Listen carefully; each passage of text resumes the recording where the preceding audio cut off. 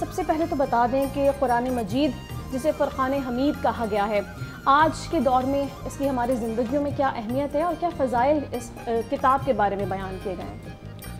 نحمدہ و نصلی علی رسولہ الکریم، اما بعد، اعوذ باللہ من الشیطان الرجیم، بسم اللہ الرحمن الرحیم۔ سب سے پہلے جیسا کہ آپ نے موضوع بتایا ہے کہ اسوہ حسنہ کی روشنی میں قرآن مجید فرقان حمید کی اہمیت، تو اس میں سب سے پہلے جو سمجھنے کی چیز ہے وہ یہ کہ قرآن پاک ہے کیا، ایک مسلمان کے لیے قرآن پاک کیا چیز ہے۔ تو اس میں یہ سمجھنے کی ضرورت ہے کہ قرآن پاک دراصل یہ اللہ رب العزت کا کلام ہے پوری کی پوری انسانیت کے لیے، کہ یہ قرآن پاک ایسا کلام ہے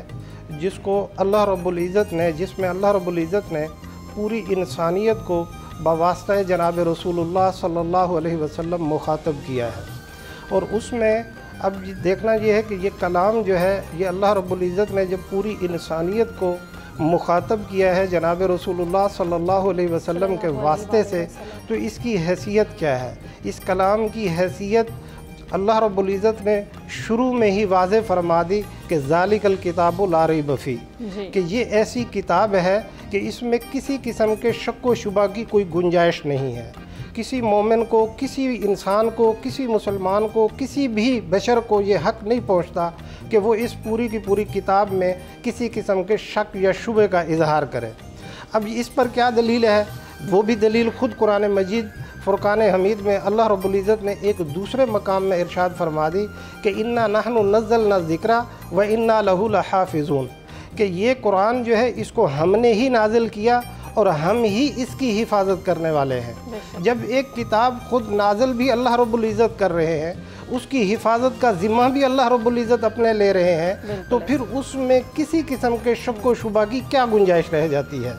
اب دیکھنا یہ ہے کہ جیسا کہ موضوع تھا کہ اسوہ حسنہ کی روشنی میں قرآن مجید کی اہمیت، اب ہم نے اس قرآن مجید فرقان حمید کو اسوہ حسنہ سے جوڑنا ہے۔ تو اس میں مجھے ایک مسلم شریف کی حدیث یاد آئی کہ ام المومنین حضرت عائشہ رضی اللہ تعالیٰ عنہ، ان سے جب پوچھا گیا کہ جناب رسول اللہ صلی اللہ علیہ وسلم کا اخلاق کیسا تھا، تو انہوں نے کیا ہی خوبصورت جواب دیا جو کہ ہر مسلمان کو جو ہے وہ یاد ہونا چاہیے، ہر مسلمان کی یہ ذہن نشین ہونا چاہیے کہ جب حضرت عائشہ رضی اللہ تعالیٰ عنہ سے یہ پوچھا گیا کہ جناب رسول اللہ صلی اللہ علیہ وسلم کا اخلاق کیسا تھا، تو انہوں نے 3 لفظوں میں اس کا جواب دیا کہ کانا خلقہ القرآن، کہ جناب رسول اللہ صلی اللہ علیہ وسلم کا جو اخلاق ہے وہ قرآن ہی تو ہے۔ مینز کہ اس سے یہ سمجھ آتا ہے کہ قرآن مجید فرقان حمید یہ کلام تو اللہ رب العزت کا ہے، یہ صفت تو اللہ رب العزت کی ہے۔ اللہ رب العزت کے اس کلام کی جو دستاویزی شکل ہے وہ تو نسخہ ہے جو آج ہمارے آپ کے ہر مسلمان کے ہر مسجد میں موجود ہوتا ہے، لیکن اگر اس کی کوئی عملی شکل، اس کی کوئی مجسم شکل آپ نے دیکھنی ہے تو وہ جناب رسول اللہ صلی اللہ علیہ وسلم کی ذات ہے۔ اب جب حضرت عائشہ رضی اللہ تعالیٰ عنہ یہ فرما رہی ہیں کہ کانا خلقہ القرآن، کہ قرآن جو ہے وہ پورے کا پورا جناب رسول اللہ صلی اللہ علیہ وسلم کا اخلاق ہے، تو اس کا مطلب یہ ہے کہ ہمیں جناب رسول اللہ صلی اللہ علیہ وسلم کی ذات کو اس حیثیت سے دیکھنا ہوگا کہ ہمیں دنیا میں جو بھی کوئی مسئلہ یا جو بھی کوئی روز و بسر ہے، دن ہے، رات ہے، جو بھی ہماری جو ہے روٹین ہے، اس کو ہم نے جناب رسول اللہ صلی اللہ علیہ وسلم کی زندگی میں دیکھنا ہوگا۔ جب جناب رسول اللہ صلی اللہ علیہ وسلم کی زندگی میں بھی ہم کیوں دیکھیں، تو اس کے لیے بھی اللہ رب العزت نے خود قرآن مجید فرقان حمید میں ایک دوسری جگہ ارشاد فرما دیا کہ لقد کان لکم فی رسول اللہ اسوۃ حسنہ، کہ جناب رسول اللہ صلی اللہ علیہ وسلم جو آپ کے نبی ہیں کہ ان کی زندگی جو ہے وہ آپ کے لیے کامل نمونہ ہے۔ یہ صورت اصل میں نازل ہوئی جب یہ غزوہ احزاب کے موقع پر، سورۃ الاحزاب کی یہ آیت ہے، تو اس میں آپ نے یہ دیکھا ہوگا کہ غزوہ احزاب کا جو سینیریو ہے، پورا سین ہے، تو اس میں جو شروع کا وقت تھا وہ بہت مشکل وقت تھا کہ جناب رسول اللہ صلی اللہ علیہ وسلم اپنے ساتھیوں کے ساتھ وہاں موجود ہیں، وہاں خندق بھی کھودنی پڑی، بعد میں بھوک اور افلاس اور اس طرح کی مصیبت بھی پیش آئی۔ تو سارے یعنی جس طرح کے ایک بندے کے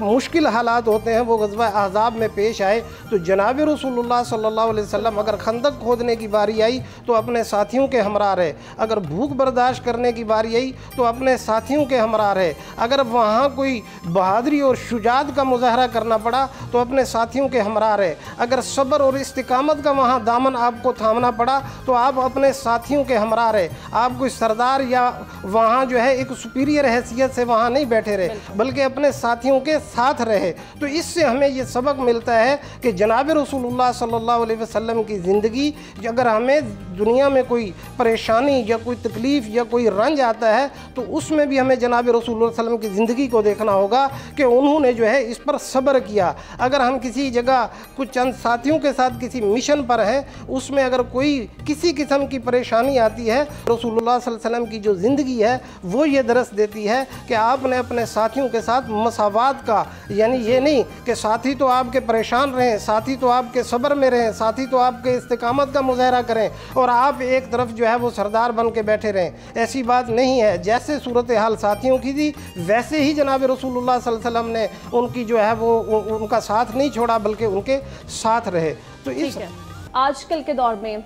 توبہ نعوذ باللہ کچھ افراد ایسے پائے جاتے ہیں جو کہ وہ یہ کرتے ہیں کہ جو ان کی اپنے مطلب کی آیات ہیں ان کا جو ترجمہ ہے وہ زندگی میں شامل کر لیا جائے، لیکن جو دیگر آیات ہیں ان کو اس طرح سے اپناتے نہیں ہیں۔ تو ایسے لوگوں کے لیے کیا فرمایا گیا ہے؟ جبکہ قرآن مجید میں خود یہ موجود ہے، قرآن کی آیت ہے کہ قرآن کی ہر آیت دوسری آیت کے حق میں دلیل ہے۔ تو ایسے لوگوں کے لیے شرعی حکم کیا دیا گیا ہے جو اپنے مطلب کے لیے صرف قرآن کا استعمال کرتے ہیں؟ بسم اللہ الرحمن الرحیم۔ اصل میں یہ جو آپ کا سوال ہے، جو لوگ اس طرح کی ذہنیت رکھتے ہیں یا جو اس طرح کی سوچ رکھتے ہیں تو یہ دو وجہ پر مبنی ہے، یا تو کم علمی پر مبنی ہے یا پھر دین کے ساتھ دھوکے پر مبنی ہے۔ ہمارا جو دین ہے وہ قرآن و حدیث کی شکل میں موجود ہے، جیسے کہ میں نے پہلے بھی عرض کیا کہ جناب رسول اللہ صلی اللہ علیہ وسلم کی ذات جو ہے قرآن پاک کو اگر کسی انسانی شکل میں دیکھا جائے تو وہ جناب رسول اللہ صلی اللہ علیہ وسلم کی ذات ہے۔ بے شک۔ اب قرآن جو ہے اس کو ایک عالمگیر کتاب کہا گیا ہے اور اس کو ایک جامع کتاب کہا گیا ہے جی، اور اس کو ایک کامل کتاب کہا گیا ہے۔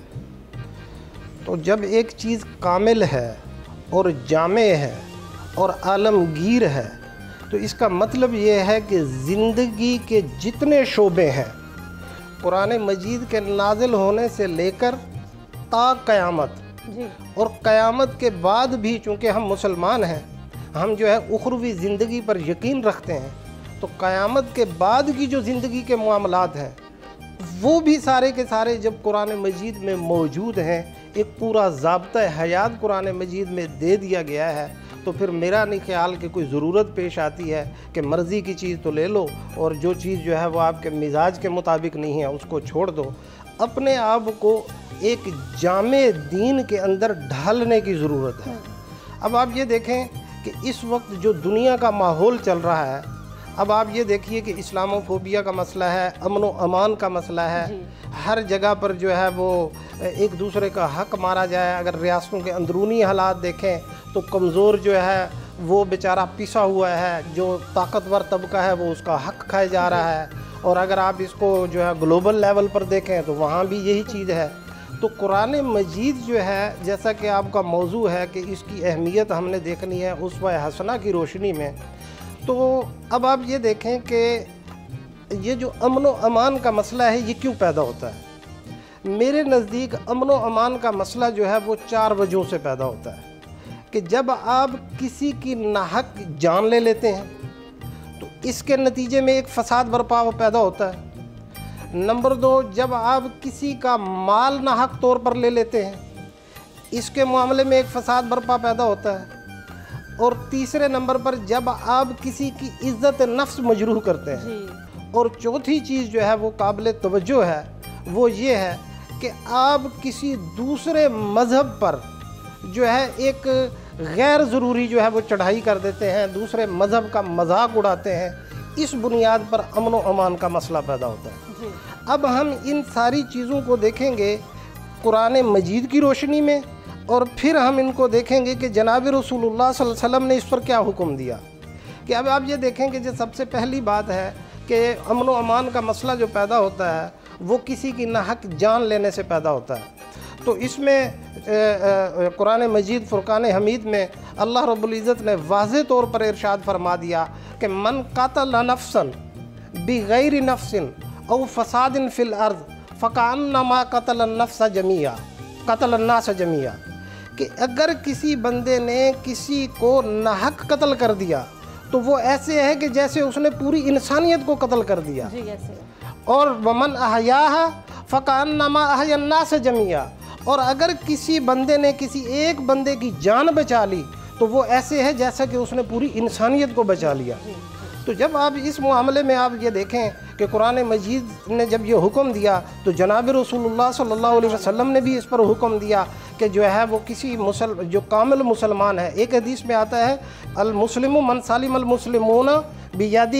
فبلسانہ و بیدہ، کہ ایک مسلمان وہ ہے جس کی زبان سے یا ہاتھ سے دوسرا مسلمان محفوظ رہے۔ اور دوسری حدیث میں مسلم کی جگہ الناس کا لفظ ہے، جیسا کہ آیت میں لفظ ہے کہ وہاں جناب رسول اللہ صلی اللہ علیہ وسلم کسی مسلمان کے ساتھ جو ہے یہ حکم خاص نہیں کر رہے، بلکہ تمام انسانیت کے ساتھ اس حکم کو جو ہے وہ لاگو کر رہے ہیں کہ کوئی بھی مسلمان جو ہے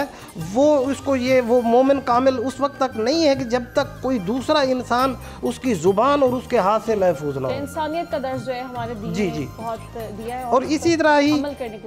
طرح ہی مال کے بارے میں حکم ہے کہ کسی دوسرے کا مال نہ کھاؤ، اور اسی طرح ہی کسی دوسرے کی عزت نفس اچھالنے کے بارے میں جو منع کیا گیا ہے، اور ایسے ہی جو ہے وہ کسی دوسرے دین کا مذاق اڑانے سے منع کیا گیا ہے۔ قرآن مجید میں واضح ہے کہ اگر آپ کسی دوسرے کے دین کا مذاق اڑاؤ گے تو وہ بدلے میں تمہارے دین کا مذاق اڑائے گا، لہٰذا ان چیزوں سے بچنا چاہیے۔